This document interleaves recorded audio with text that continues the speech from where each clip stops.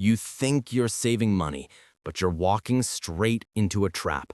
And the scary part, you're not the only one. Millions of Americans in 2025 are falling into the exact same financial quicksand, smiling while they sink, thinking everything is fine. Let me tell you a story that will probably sound a lot like your story, because this is the money trap almost everybody in this country walks into without even realizing it. So picture this. It's 7:30 a.m., your alarm is screaming, you're exhausted, and your bank account shows a depressing $72.14. But you convince yourself everything is under control because you have a plan, right? I'm being responsible, I'm saving, I'm paying the minimums, I'm not doing anything stupid. That's what you tell yourself. That's what I told myself once too. But saving the wrong way can be just as dangerous as not saving at all. And that's the secret. In 2025, the game has changed, and nobody told you the new rules. See, people aren't poor because they're lazy or dumb or irresponsible. They're poor because they're stuck in a system that's engineered to drain your wealth slowly, silently, and without ever triggering your survival instinct. It's the perfect trap. You don't realize you're losing money because the loss happens quietly, like sand slipping through your fingers. Let me introduce you to the three invisible villains responsible for this: inflation, debt cycles, and consumer traps disguised as convenience. Today, we're going to expose all three, and by the end of this video, you'll never look at a 0% APR sign or a buy now, pay later button the same way again. The first trap, inflation, the silent tax that steals while you sleep. Let's start with the big one, inflation. Not the school textbook definition, no graphs, no Federal Reserve jargon. Let's talk about the real definition. Inflation is the monster that eats your money while you're not looking. Imagine you put $100 under your mattress last year. You didn't touch it, you didn't spend it, you saved it. You did the responsible thing. But here's the punchline. Today, that same $100 might only buy you $92 worth of stuff.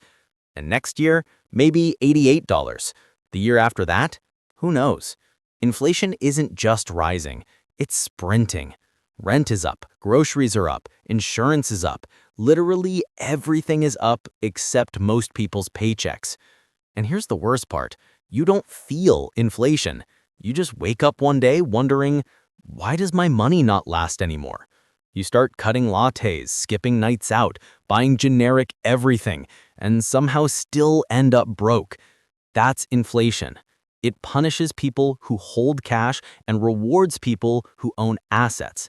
The wealthy figured this game out decades ago, but the average person, they're still trying to save their way to financial security. Saving cash in a checking account today is like trying to fill a bucket that has holes drilled in the bottom. No matter how fast you pour, it leaks faster. And the reason is simple. The dollar's value goes down over time, which means everything you want becomes more expensive even if your income doesn't move an inch. This is why your grandparents paid $12,000 for a house that now costs $400,000. Inflation is a slow, creeping vine that wraps around your life, tightening each year. And if you don't understand it, you become its victim automatically, without ever giving consent. The second trap, the debt cycle, designed to look like help but feels like chains. Now let's talk about the second villain, debt cycles. And no, I'm not saying debt is bad. Debt, when used correctly, is the greatest wealth-building tool of all time. But the kind of debt you are being handed, the kind credit card companies, banks, and retail stores are throwing at you like free candy, that's not wealth building. That's poverty engineering. Imagine this. You buy a $600 phone using your credit card. No big deal. You'll pay it off slowly. Monthly minimum, maybe $35. Sounds manageable. But what you don't realize is that the interest rate is quietly chewing through your wallet like a hungry raccoon. Suddenly, your $600 phone becomes an $840 phone over time. And if you're late, boom, fees, more fees. A late payment hits your credit score, your interest rate spikes. Now that $600 phone is a $1,000 financial sinkhole. And yet people still fall for it because the system is built to make you feel like debt is normal. Everybody has credit card debt. You hear that all the time. It's sold as convenience. It's marketed as financial flexibility. But it's really a treadmill, and you run faster but get nowhere. Think of it this way. You're not poor because you don't make enough money. You're poor because your money is being intercepted by interest before you ever get to use it. It's like trying to run a race while someone steals your shoes, your socks, and half your water bottle before you even reach the starting line. Meanwhile, the bank CEO is out there golfing on Saturday mornings, sipping sparkling water, thanking you for your minimum payment and your inability to escape. Debt cycles don't trap you all at once. They trap you gradually, almost kindly. They let you believe you're in control until one day you're not. And this brings us to the third and most dangerous trap of all. The third trap: consumer traps that feel free but cost you everything. If inflation is the silent killer and debt is the invisible cage, consumer traps are the sweet-smelling bait.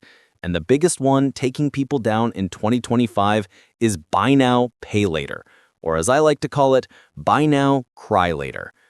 BNPL apps are everywhere. Klarna, Afterpay, Affirm, Apple Pay Later. They've become so normal that people use them for shoes, groceries, furniture, and even coffee runs. You know you're in trouble when people start financing burritos. They sell you a beautiful lie. Split this into 4 easy payments. It's practically free. No credit check. Sounds harmless, but here's what actually happens. You click pay in 4, then you do it again on another purchase, and another, and another. Each one feels small, manageable, like someone giving you a financial cushion. But suddenly, 3 weeks later, all those payments hit at once. You're getting notification after notification and thinking, how did I spend this much? That's the point. BNPL doesn't just spread payments, it spreads awareness. You don't feel the purchase. You don't experience the pain of spending. You disconnect emotionally from the cost. And when you disconnect from the cost, you overspend.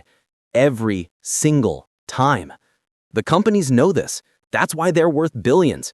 They say they're there to help consumers, but in reality, you're feeding their profit margins one $39 payment at a time. Then there's the subscription trap. In 2025, the average American has 23 recurring subscriptions they don't even use. Email storage, streaming, delivery passes, premium apps, cloud upgrades, meal kits, fitness apps, even vacuum cleaners now have subscriptions. It's getting ridiculous. And because the payments are so small, you don't cancel them. They build up, slowly, quietly, $5 here, $12 there. Before you know it, you're spending over $300 a month on stuff you forgot existed. And then brands hit you with the final trap: lifestyle financing.